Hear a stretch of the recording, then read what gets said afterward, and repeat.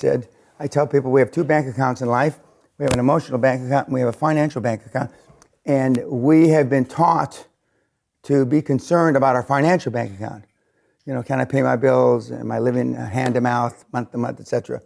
But the people that succeed the most are the people that can learn to take risks in their emotional bank account and to go outside the box, to use that cliche, to take risks. One of the things that we test in the new weekly report is that you're forced to do something that frightens you every day.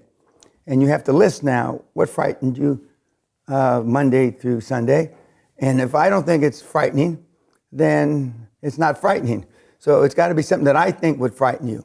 But we have people that have come here that, for example, they're standing in a queue at Sainsbury's, and somebody cuts in front of them in the queue. And they go up to the guy or the gal and say, you know, there's a queue here for a reason. Now, to me, that's not a fucking frightening experience. But to some of the kids that come here, and some of the kids, they go to the same queue on Monday. They can't do it. They go on Tuesday. They can't do it. They go on Wednesday, Thursday, Friday. And then Saturday, when it happens again, then they go up and...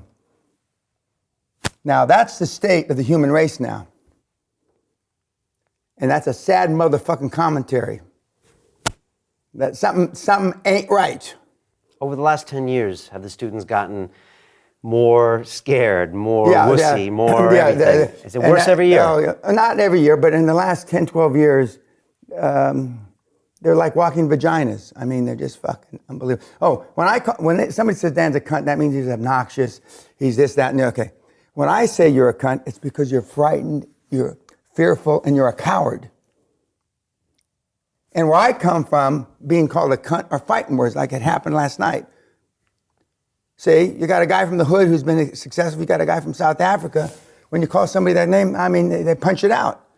Now, the new generation, well, he wasn't nice to me. I'm gonna have to think about how I can retort.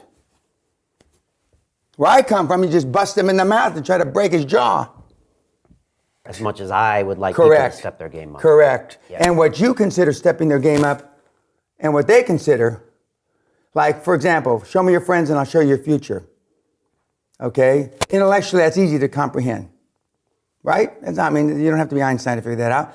But when it says, oh, well, I mean, I can't hang with my brother anymore, or I can't do this, or I shouldn't do that. Then they say, oh, fuck, I don't want to do that. I still want to go see Chelsea play, blah, blah, blah, blah. And, you know, and as I told my son in the last year, if you are comfortable going to a sports bar and belching and farting with your mates, and you got my fucking blood running through your veins, something ain't right. Not just my blood, but I mean, and he doesn't do that. But most kids, 33 years old, with an MBA, a great job, you know, they go to... They're screwing around with their life. They're wasting their time. Yeah, and because they think, wrongfully, that they've got all the time in the world. Even as late as I was, and I wasn't that late, they say, oh, you're young. You've already got a Rolls Royce. You've already got this. You've already got a penthouse in Houston, Texas. You got a penthouse in London. And, you know, all the things that people measure by. When I had planes and a yacht, oh, Jesus, you know, you're just young. I tell the story, my first wife and I moved into our first big house. A plastic surgeon lived across the street. And after 2 weeks, he came over and he said, oh, yeah, we're having a barbecue. When are your parents moving in? Linda, no, our parents don't live with us. This is us. Because we lived in a big fucking house in a big rich neighborhood. And the plastic surgeon that lived across the street made a couple $1 million a year. It's 40 years ago. And he couldn't imagine that as young as we were, we could live in that neighborhood.